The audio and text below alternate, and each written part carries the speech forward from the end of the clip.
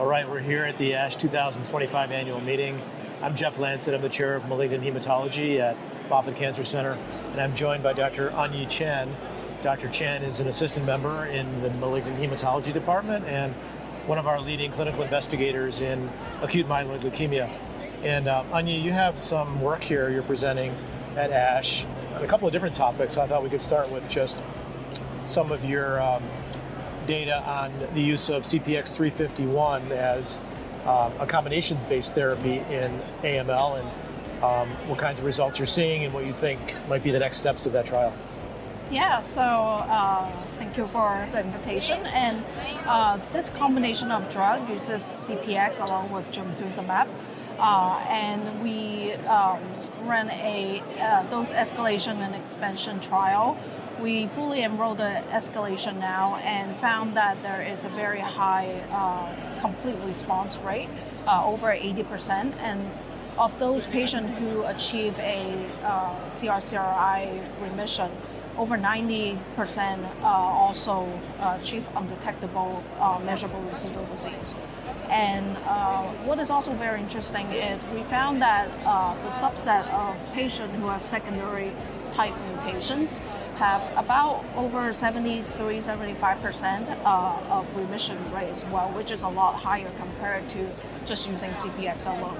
So the next step for the expansion, we're going to be selecting for patients with intermediate risk, adverse risk, and more patients with the secondary type mutations, and go from there.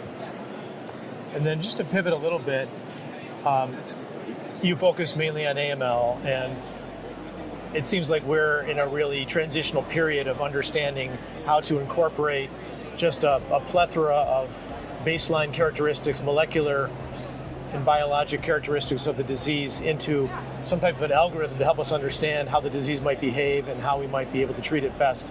And there's a lot of interest in machine learning to help assist in that process of decision making. You have an abstract here presenting some outcomes on utilizing a machine learning decision model for primary therapy of AML. Can you just discuss that a little bit and how you see that potentially translating into how we manage patients with AML in the future using this type of model?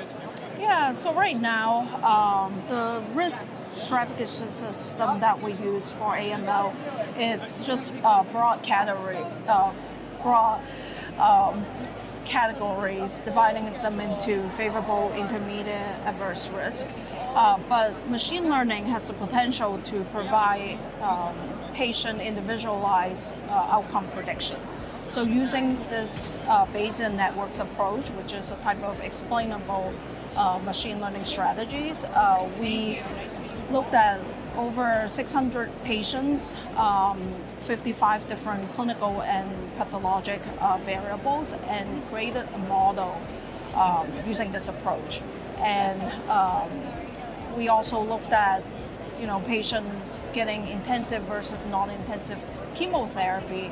And the idea is, in the future, I'm going to be able to sit with the patients in the clinic when they're first diagnosed, and then input these different variables and talk to a patient the chances of achieving remission utilizing different regimen. And it is also explainable in the sense that there's graphical representation of how these outcomes is being generated.